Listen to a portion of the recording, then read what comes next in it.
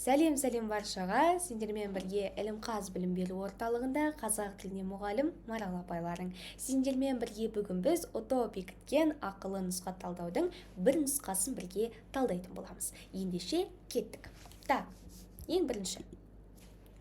Орфографиялық нормаға сай нұсқа. Орфография дегеніміз не? Яғни сөздердің дұрыс жазылуы. Мысалы, біз көрік деп жазамыз ба? Жазбаймыз ғой, көрік. Біз бұл орфоэпиясы оны. Біз алғашқы сөздің алғашқы буынында, мен өзімнің оқушыларыма нем айтам, ерін үндестігі деген бар, сөздің алғашқы буынында о, ү деген еріндік дыбыстар кездесетін болса, олар келесі соңғы буынға дейін өзіндік ерін үндестігін сақтайды. Көрік, mesela жүрек, күрек деген сөздер бар ғой, сол сияқты. Көрік, мына жерде бөрік те дәл солай. А да, Д да дәл солай. Демек, бұл варианттарды сызып тастаймыз, керек емес. Тақия дегенді біз осылай жазамыз ба? Бұл я деген жазылады, демек бұл да қате жазылады. Бұл жерде қария сөзі дұрыс жазылған. Демек жауап С болады. Кетіп келесі, сөз аралығындағы ілгерінді ықпалды анықта. Ілгерінді ықпал бірінші сұрап тұрғаны, және ол екі сөздің арасында болу керек. Сөз ішінде емес. Мысалы, атаңа не қылсаң алдыңа сол келер. Дұрыстап оқимыз. Атаңа не қылсаң алдыңа сол келер. Не қылсаң емес, не қылсаң деп айтып тұр. Так, біз қ дыбысын ғ айтып тұр екенбіз. Неге? Себебі оған қ дыбысына алдында тұрған е дыбысы әсер етіп тұр. Мен айтам, ілгерінді ықпал дегеніміз сол өзгеріп тұрған дыбыс оған алдынан кеп дыбыс әсер етсе, онда ол ілгерінді. Егер артынан кеп әсер етсе, кейінді деген. Так, не қылсаң, яғни қ дыбысы ғ ауысып тұр, мына е дыбысының әсеріне. Екі сөздің арасында болып тұр ма? Болып тұр. Демек, бұл сөз аралығындағы ілгерінді ықпал. Ал шашының ұзындығы жерге жетеді дегенде бұл кейінді ықпал бар бұл сөйлемде. Неге? Өйткені ұзындық деген сөзге деген бізде тәуелдік жалғауын жалғау арқылы қ дыбысы, қатаң қ дыбысы ұяң ғ дыбысына айналып кетіп тұр. Немесе бұл жерде де кейінді С варианты. Әсем анасының тарағын ұзақ іздейді. Тарақ, тарағы, тағы да бұл жерде қ дыбысы, ғ дыбысына мұны дәл ұзындық сияқты ауысып кейінді ықпал орын алып тұр. Дыбыс артынан кеп әсер етіп тұр. Қараңдаршы, ұзындық болған. Келді да артынан кеп әсер етіп, қ-ға айналып кетті. Демек, бұл бізде кейінді ықпал. Ал мұнда мына жердегі қ-ны кеп алдынан кеп әсер еткен. Алдынан болса ілгерінді, артынан кеп әсер етсе кейінді ықпал. Демек, бізде вариант А. Кеттік, келесі үшінші. Тура мағынадағы сөз қатысқан қатар. Сөздің тура мағынасы, яғни қалай бар, сол затты біз тура солай атауымыз. Ботаның көзі дейді. Ботада көз болады ғой, яғни түйенің төлі, түйенің баласын бота деп атаймыз. Ботада көз болады. Демек, бұл тура мағынада қолданып тұрған сөз. Таудың басы дейді. Тауда мынандай бас бола ма? Жоқ. Таудың төбе жағын айтады, таудың басы деп, Қазанның құлағы дейді. Қазанның мынандай құлағы болды ма? Салбыраған құлағы жоқ онда. Қазанның ұстайтын жерін оның құлағы деп атайды. Сағаттың тілі дейді. Сағатта тіл бар ма? Жоқ. Сағаттың тілі деп, оның бізде уақытты көрсететін тұсын айтамыз, сағаттың тілі деп. Яғни бұл жерде бізде тура мағынада қолданылып тұрған нәрсе, сөзіміз, қатарымыз А вариантында тұр екен. Кеттік келесі, көп мағыналы сөздері бар тіркестер. Көп мағыналы сөздері бар тіркестер қайсысы? Адамның басы, аяғында бас дейді. Көп мағына болу үшін олар бір негізден таралуы керек. Және бірдей сұраққа жауап беру керек. Мағыналар да бір-біріне жақын болу керек. Адамның басы, аяғыңды бас дегенде, мына бас дегенге қарап, мына көп мағына деп ойламаймыз. Адамның басы деп, мына кәдімгі басы айтып тұр, Ал аяғыңды бас деп әрекетті айтып тұр ғой. Бұл онда амоним. Екі жерде екі түрлі мағынаны беріп тұр. Ал көп мағына болу үшін олардың арасында мағыналық байланыс болу керек. Пышақтың жүзі адамның жүзі дейді. Адамның жүзі деген адамның беті деген онда. Пышақтың жүзі, пышақтың бір беті, екінші бет деген сияқты. Бірдей сұрақ қоя аламыз бұл жерде. Пышақтың несі жүзі, адамның несі жүзі. Біздің курсқа қатысып жүрген оқушыларым, менің оқушыларым білу керек. Дәл осы нәрсені мен көп мағынада түсіндірген болатын, осы амоним мен көп мағынаның айырмашылығын түсіндірген кезде. Қара киім далаға қара дейді. Қара киім деп оның түсін айтты, светін айтты. Ал далаға қара деп ол әрекет. Екі жерде екі қараның екі түрлі мағынасы тұр. Демек, ол көп мағынаға жатпайды, амонимге жатады. Суды шаш, шашыңды тара. Суды шашу ол әрекет. Ал шашыңды тара деген мына кәдімгі мына шашты айтып тұр. онда ол жерде екі түрлі қызмет атқарып тұр, екі түрлі мағынаны беріп тұр. Ал көп мағына болу үшін тағы қайталаймын, олар бір негізден таралады, бірдей сұраққа жауап береді, мағыналарында байланыс болады, жақындық болады. Мысалы, пышақтың жүзі, адамның жүзі деген кезде, адамның несі жүзі, пышақтың несі жүзі, бірдей сұрақ қоя алып тұр екенмін. Келесі сұрақ, бұл жерде бізде В варианты болды. Келесі синонимді қатарды анықта. Қарт кәрі қария, жаңа таза әдемі, қыз жаз күз, кітап дәптер қалам. Енді кітап синоним болу үшін олардың арасында әртүрлі дыбысталғанмен мағыналық жақындық болады. Мысалы, сұлу, әдемі, көркем, әсем деген бәрі бір әдемілікті, бір сұлулықты көрсетіп тұрған сөздер. Кітап дәптер қалам деген, қалам дейтін ручка, бұл жазатын нәрсе, кітап оқитын нәрсе, дәптерді ручкамен түсіретін нәрсе. Мүлдем бір-біріне синонимдік мағына. Қыз жаз дегенде бір-біріне. Жаңа таза әдемі деген. Әдемінің синонимі сұлу емес пе? Бұнда синоним болып тұрған қарт, кәрі және қария сөздер, үлкен ата әжелерді, қарт, қария деп мысалы. Келесі амонимді тіркестер. Амонимді тіркес, яғни сөздердің бағана мен көп мағынаны түсіндіріп кеттім. Олар бір негізден таралып, бірдей сұраққа жауап береді, ал амоним олай емес. Бірдей дыбысталғанмен әртүрлі сұраққа жауап береді, әртүрлі мағына жасайды. Судың беті, адамның беті. Мына бет судың беті, судың да беті, адамның да беті болады, беткі тұсы.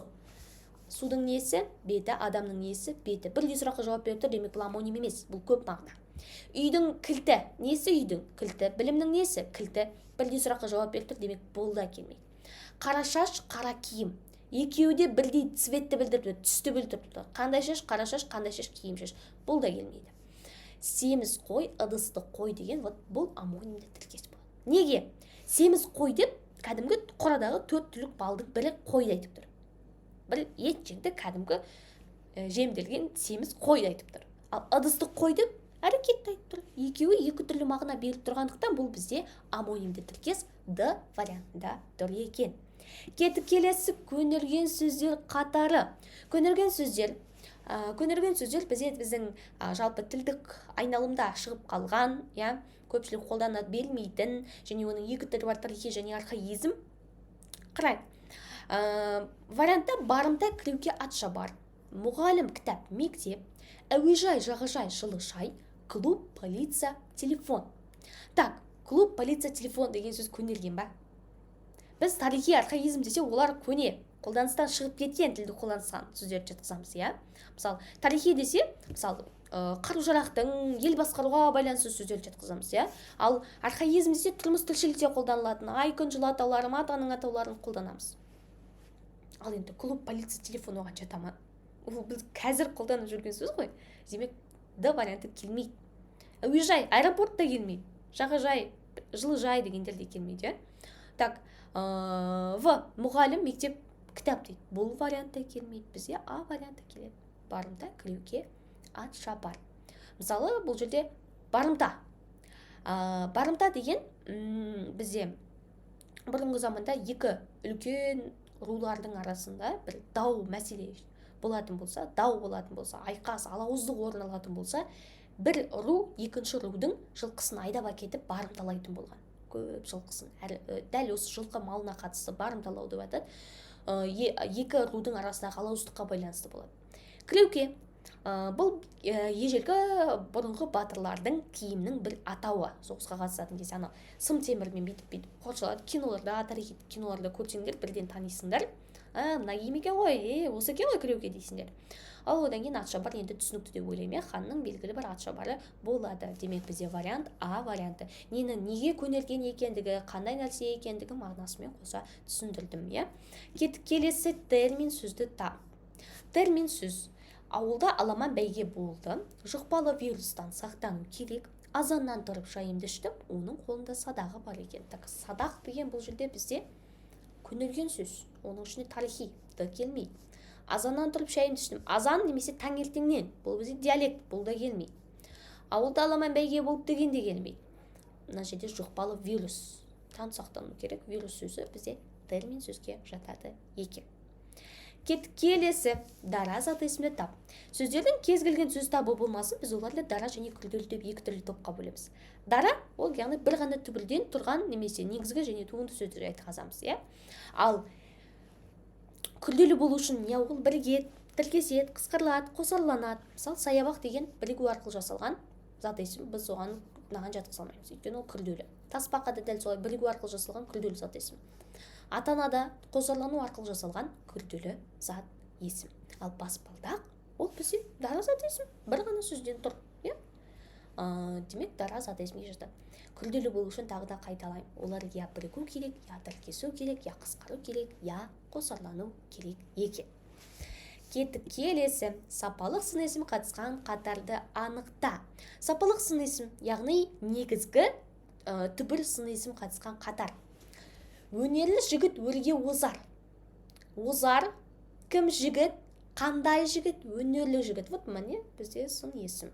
Бірақ бұл бізде қатыстық. Себебі өнер деген түбірге лі деген жұрнақты жалғау арқылы жасалған қатыстық сын есім. Зақты есім қатысып тұр. Ынтымақты ел сарқылмас көл. Қандай ел? Ынтымақты ел. Ынтымақ деген түбірге жұрнағы қосу арқылы да ол сын есімге айналып тұр, бірақ сапалық емес, ол қатыстық. Үйірлі жылқы үрікпес. Үрікпес, қандай жылқы үрікпес? Үйірлі. Үйір деген түбірге лі жұрнағының қосу арқылы жасалған қатыстық сын есім. Және да вариантында ғана сапалық сын есім қатысқан екен. Дұрыс жауапты. Себебі қандай жігіт, жақсы жігіт, өзі түбір сын есім. Сын есім болу үшін, сапалық сын есім болу үшін міндетті түрде түбір сын есім болу керек. Ешқандай жұрнақ жалғану арқылы жасалған сын есім болмауы керек. Негізгі болған сын есім ол сапалық болады. Туынды болған сын есім ол қатыстық болады. Осы нәрсені ұмытпайық. Осы жерге дейін бір зейін салып тыңдады деп ойлаймын баршаларыңды. Және келесі бізде 11-ші сұрақ анықтауыш қызметіндегі сан есім. Так, әрбір нұсқаны талдап шығайық, әрбір вариантты. Бесеуіне толық жауап бердім. Бесеуіне жауап бердім. Кімге? Бесеуіне. Мынау бізде толықтауыштың қызметіне тұр. Кімге? Кімге? Жанама толықтауыш. Олар үш-үштен қатарға тұрды. Қалай үш-үштен? Пысықтауыш қимылсын. Екеуі үйден қатарласа шықты. Шықты, кім қатарласа шықты? Екеуі бастауыштың қызметінде тұр біздің сан есім. Ал Д вариантында анықтауыштың қызметіне, себебі екеуінің алдында 10 оқушы келді. Кім оқушы, қанша 10, қайда алдына кімнің екеуінің де 10 деген сөзде бізде анықтауыштың қызметінде жасалып тұр. Себебі анықтауыштың кімнің ненің, қандай қанша неше сынды сұрақтары бар еді. Та, кеттік келесі. Өзіңде бармен көз көріп, артылам деме өзгеден. Өлең жолдарында кездесетін есімдіктің мағыналық түрі. Бұл енді өте оңай сұрақ. Өз деп тұр. Демек, жалғыз өзімшіл есімдіктің түрі бар. Ол бізде Д жауабындағы өздік есімдігі. Өзіңде, өзгеден деген сөздерде қатысып тұрған өздік есімдігі екен. Кеттік келесі. Сабақты етістік қатысқан сөйлем. Сабақты етістік қатысқан сөйлем. Сабақты етістік дегеніміз не? Яғни ол бізде табыс септігін қажет ететін етістікті сабақты етістік деп атаймыз. Табыс септігін қажет ететін етістік. Яғни біз отырды бүйтті деген кез келген бір етістіктің алдында міндетті түрде табыс септігінің сұрағына жауап беретін сөз болу керек. Мысалы, кетті, кім кетті, ол қайда, үйге қарай. Жоқ, бұнда табыс септігі жоқ. Айшагүл мектептен келді, кім? Айшагүл қайдан? Мектептен. Бұнда да табыс септігі жоқ. Айша кітап оқыды, кім? Айша нені оқыды? Айша кітапты. Бұл жерде бізде табыс септігі жасырын тұр екен. Табыс септігі арқылы жасалатын болса, онда бізде ол сабақты етістік. Енді дәлелдеу үшін Д-ны да талдай. Әкем ауылдан келді. Кім келді? Әкем қайдан ауылдан? Бұл жерде бізде табыс септігі жоқ екен. Демек бізде жауап С жауабы болады. Сабақты етістік. Яғни оқыды деген етістік тұр. Соның алдында нені? Кітапты деген табыс септік жасырын тұр. Етістіктің алдында табыс септігі тұратын болса, біз оны сабақты етістік деп атаймыз. Келесі толықтауыш қызметіндегі есімшесі бар қатар. Толықтауыш қызметіндегі есімшесі бар қатар. Жалпы есімше, мен үнемі оқушыларыма жаттауға жақсы вариант айтам, Мақсар Атанған деп жаттаңдар деп. Мақсар Атанған неге? Өйткені мақбақ-бақбек, ат ниетін, қанген аргерға. Өзің білмес ісіңді білгендерден сұрап біл. Білгеннің сөзін тыңдаудан жалықпаған жақсы. Оның ойлайтыны балалардың болашағы. Олар бөтен адамның көзінше артық сөйлемейтін. Бұл жерде ат ниетін, итін деген есімшенің жұрнағы тұр, бірақ ол сөйлемнің соңында тұрғандықтан толықтаушы емес, баяндауыштың қызметіне д варианты келмейді. Оның ойлайтыны балалардың болашағы. Бұл жерде ойлайтын деген сөзде есімшенің жұрнағы бар. Атын, етін, итін. Болашақ, не болашақ? Ойлайтыны болашақ. Бұл бізде бастауыштың қызметі, ал бізге толықтауыш қызметіндегі керек. Так, білгеннің сөзін тыңдаудан жалықпаған жақсы. Жақсы, не жақсы? Не жақсы? Жалықпаған жақсы. Неден? Тыңдаудан, нені? Сөзін, кімнің? Білгеннің. Бұл бізде анықтауыш. Анықтауыштың қызметі. Ғанген, қанкеннің есімшенің жұрнағы тұр, білген дегенде, бірақ бұл анықтауыштың қызметте. Кімнің ненің деп ілік септігінің сұрағына жауап беріп тұрғандықтан. Өзің білмес ісіңді білгендерден сұрап біл. Біл. Кім? Сен біл. Нені? Ісіңді. Неден? Кімнен? Білгендерден. Ген деген жұрнақ тұр. Білгендерден шығыс септігі арқылы жасалған жанама толықтауыш болып тұр. Және кеттік келесі ол бізде тауық етінен жасалған бұл кеспе өте дәмді екен дейді. 15-ші сұрақта. Сөйлемдегі іздеудің мағыналық түрін анықта. Дәмді екен. Не дәмді екен? Кеспе. Қай кеспе? Бұл кеспе. Қандай? Өте дәмді. Өте деген бізде ол күшейткіштеу. Себеп үстеуге мысалы амалсыздан, босқа, бекерге деген сөздер жасады. Мекенге жоғары төмен, жоғары шықтым, төмен түстім, артқа қарадым, тысқары шықтым деген сияқты сөздер. Мезгілге кеше келдім, бүгін қайттым, ертең келем деген сияқты. Ал күшейткіш үстеуге міндетті түрде өте, тым, аса, зор сияқты сөздерді жатқызады екенбіз. Кеттік келесі сұрақ, ол бізде еліктеу қатысқан сөйлем. Еліктеу деп тұр. Яғни еліктеу сөз қатысу, еліктеуіш сөз қатысу, яғни біздің естейтін қатарды қарау керекпіз. Алыста құмарасынан қылт еткен түйенің мойнын көзі шалып қалды. Біз естімейміз мұнаны. Түйенің қылт еткенін көзі шалып қалды деп көріп тұр ғой, бұл бейнелеуші емес қой, еліктеуші. Екпіндеп жүріп келе жатқан жігіт әлдене есіне түскендей кілт тоқтады. Біз оның тоқтағанын естімейміз, көреміз, кілт тоқтады. Бірден ойлаған, фокет тоқтай қалған. Көреміз ғой. Түнгі аспаннан найзағай оты жарқ етіп тіліп түсті, жаңбыр жауа бастады.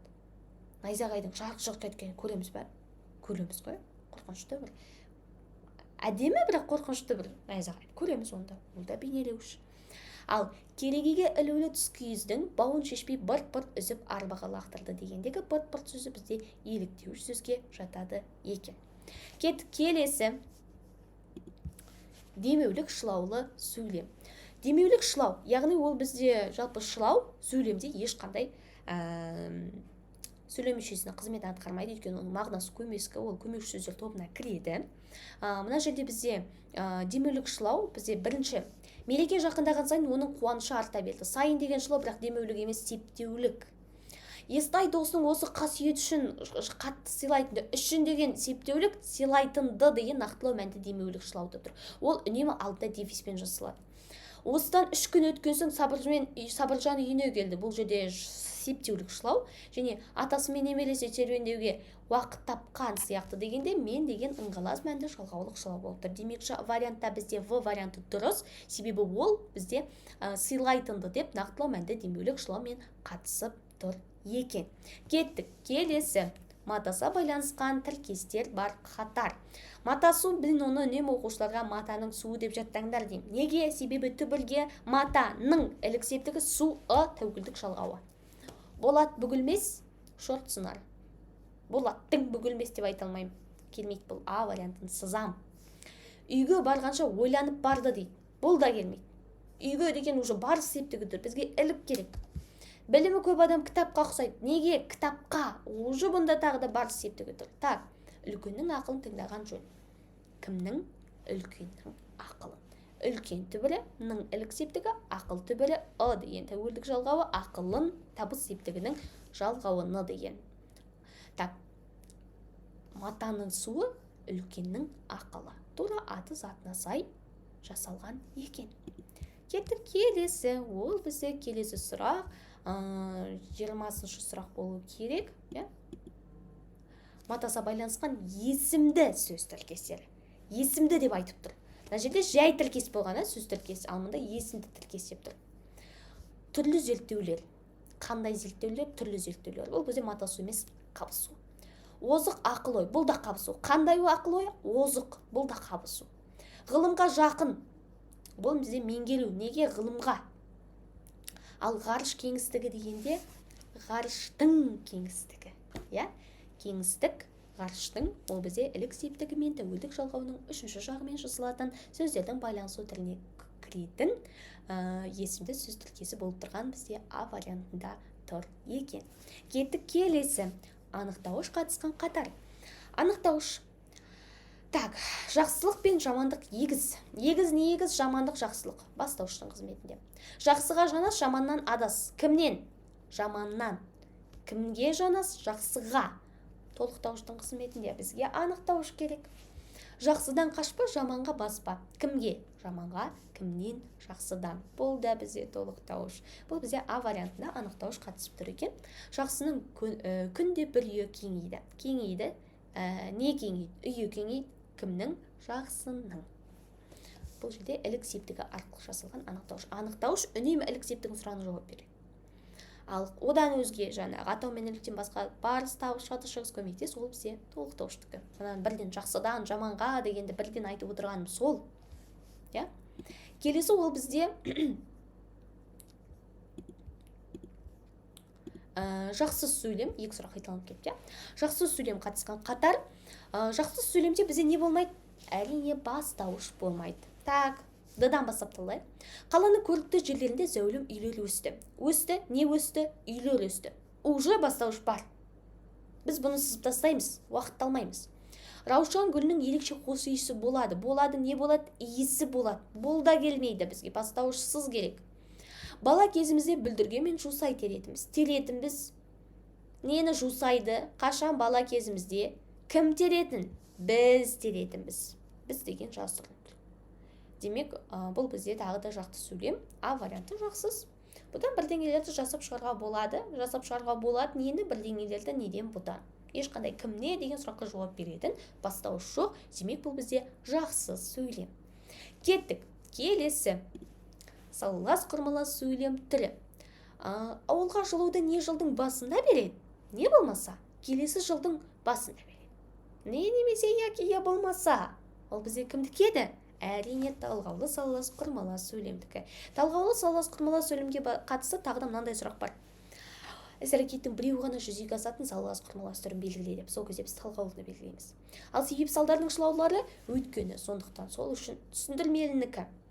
Шылау жоқ, бірақ сонша, сондай деген сөздерден кейін сызықша қойылады. Одан кейін кезектес, яғни бірде, біресе, кейде деген сөздердің жазылуы арқылы жасалатын салаластың түрі. Кеттік. Келесі сұрақ, ол бізде қораға ит құс кіріп кетпеу үшін қораның есігі мықтап бекітіп қояды. Мақсат бағының қылы сабақтастың жасалуы дейді. Қораға ит құс кіріп кетпеу үшін ата-анасы қораның есігін мықтап қояды. Қораның есігін неге мықтап қояды? Кіріп кетпеу үшін. У деген түйге түстік. Так, түйге түстік дегендерді ғана қалдырамыз. Қалған сызып тастаймыз. Бірақ жерде тұр түйге түстік, Кет деген түбір, кетпе дегендегі мабе папе болымсыз етістіктің жұртындағы у деген түйге түстік. Септеулік шылау арқылы. Кетпеу үшін деген септеулік атау мәнді, атау септігіне қатысты септеулік шылау. Демек бізде А жауабы дұрыс екен. Кеттік келесі. Салалас, сабақтас, салалас. Осы сызбаға сәйкес сөйлем қатарын белгіле дейді. Так, салалас деген сөз біз әрбір сөйлемін жеке-жеке сөйлем қылып ала аламыз. Ал сабақта солай емес. Мысалы, оның бет аузы қыбырлап, денесі қалшылдап кеткендіктен отырғандар одан әрі сөз таластырмады. Біз қыбырлап деп жерге нүкте қойып кете аламыз ба? Немесе денесі қалшылдап кеткендіктен деп нүкте қоя аламыз ба? Жоқ. Демек, ол бізге сөйлемді аяқтай алмайтын болсақ, олар бізде мынау сабақтас, соңғысы ғана салалас деген сөз. Өйткені таластырмады деп, онсыз да сөйлем аяқталып тұр. Терезенің түбіне қатты жүрген аттылар өтті деп сөйлем аяқтала ма? Нүкте қоямыз ба? Әрине қоямыз. Демек, бірінші сөйлемі салалас. Ауыл иті үріп дейді. Үріп деп біз сөйлемді аяқтай аламыз ба? Жоқ. Демек, бұл бізде сабақтас. Біздің мына сызбамызға келіп жатыр. Так, үйдегілер сыртқа шықты. Салалас. Демек, бізде В варианты дұрыс. Салалас, сабақтас, салалас деген вариантқа келетіні. Так, Күн жаңбырлы болғандықтан бұл бізде сабақтас. Жел көктеп, қатты көктеп сабақтас. Біз бұлай сөйлемнің соңына нүкте қоймаймыз, сабақтас. Мына соңғысы міндетті түрде салалас. Дегені болмай түсі сұрланып дейді. Бұл да сабақтас.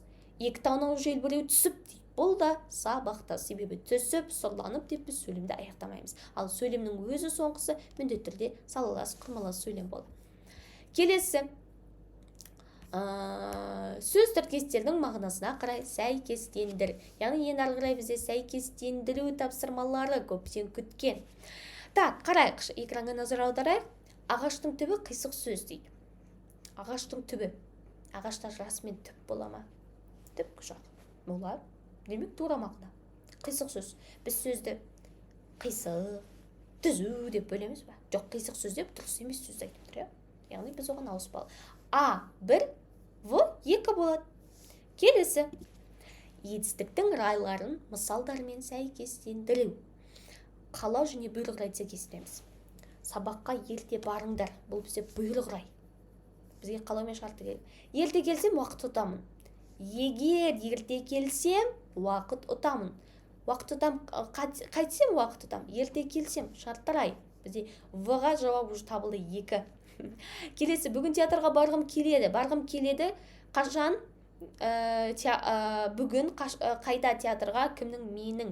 Так, бұл жерде бізде қалау рай арқылы жасалып тұрған етістіктің рай түрі. Және үнемі кешігіп жүретін деген, бізде ашық рай себебі жүретін деген ауыспалы өткен шақта жасалып тұрған етістік. Оған біз ашық рай жатқызамыз. Келесі. Айқындауыш түрлерін мысалдармен сәйкестендіру. Жалпы негізі ұбытта бізде айқындаушыға оңашаланған қосарлы және қосалқы айқындауыш. Бізге қазір оңашаланған мен қосалқы ғана керек. Яғни қосарлы ортасында дефисі бар керек емес. Уже мына екіні сызып тастаймыз. Әйел ана деген керек емес. Біз жастар ауыл мәдениетін көтеруді қолға алдық. Біз әшейін былай да салсақ болады. Біз жастар ауыл мәдениетін көтеруді қолға алдық деп. Бірақ ол жердегі біздің кім екенін айқындап тұрған сөз мына жастар деген сөз. Сол үшін бұл бізде екі жағынан үтір қойылып, оңашаланған айқындауыш болып тұр. А бір болады. 2 келмейді дедім. Абай бұл сырдың шет жағасын досына айтты дейді. Так, бұл да келмей. Сүйінбай мен Қатаған ақынмен айтысқа түскен. Қатаған деген мыңғырық адам болуы мүмкін. Басқа бір свачик Қатаған, ақын Қатаған, тамада Қатаған. Біз ақын деп айтып тілкескеніне қарап, бұл Сүйінбаймен айтысқан қырғыздың ақыны Қатаған екен ғой дейміз. Демек, оның қосалық ақыны Қатаған ақын деген сөзі. Демек, В 4 болады, 1, А 1 болады. Келесі сұрақ. Сабақтас, құрмалас сөйлемдерді сәйкестендір.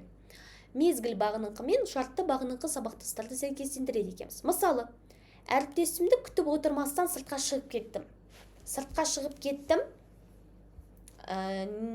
Неге? Қайтып күтіп отырмастан кімді әріптесімді. Кеше тауға шыққанда жаңбыр жауып кетті. Қашан? Вот міне мезгілді білдіріп тұр. Кеше мезгіл деп тұр. Уже белгілі, логично. Үйдің іші қараңғы болғандықтан, ол есікті ашып қойды. Неге? Қараңғы болғандықтан. Қазірден білімге ұмтылсаң, болашақта жақсы маман боласың. Егер қазірден бастап білімге ұмтылсаң, бұл да шартты болады. В 4, А 2 бұл жолы. Келесі, мекен істеулері қатысқан қатар. Мекен істеу дегенімізде, яғни олар белгілі бір іс-әрекеттің орнын көрсететін істеудің түрі. Босқа бекерге дейді. Босқа деген бізде бекерге деген себеп салдар істеу. Мұнда артта деген мекен істеу. Тысқары соңында деген мекен істеу. Мысалы, мұнда кел. Әрекет қой. Жоғары төмен тоже бұл бізде мекен істеу. Ал соншама деген мөлшер істеу Е вариантында. Ертең деген мезгіл істеу болып кетеді уже. Кеше бүгін деген мезгіл істеу. Демек бізде жауап В, С, Д жауаптары болады екен. Келесі, өздік есімдігі қатысқан қатар. Өздік есімдігі қатысқан қатар, яғни сөздің түбір тұлғасына өз сөзі қатысып тұрған сөздер. Әркімнің өз саусағы өзіне имек дейді. Өз деген уже қатысып жатыр. Дұрыс. Әркім өз мұңына жылайды. Өз деген сөз қатысып тұр. Дұрыс. Келесі. Қазақ осы дала дейтін күн дейтін. Бұнда өз деген сөз жоқ. біріңді қазақ бірің дос, көрмеген істің бәрі дос. Өз деген жоқ. Кейбіреу тыңдар үйден шыққанша, бұнда да өз жоқ. Біреудікін берерсің, өзіңдікін төлерсің. Өзіңдікін деген үш бірдей біз өздік есіндігін апарған екенбіз. Кеттік, келесі септеулік шылаулар мен тіркеспейтін септіктер. Септеулік шылаулар мен тіркеспейтіндері. Тіркесетіндер атау, барыс, шығыс және көмекте септік. Ал тіркеспейтіндер олар бізде ілік септігі, табыс септігі және жатыс септігі. 2 ілік септігі тіркеспейді. Барыс септігі 3 тіркеспейді.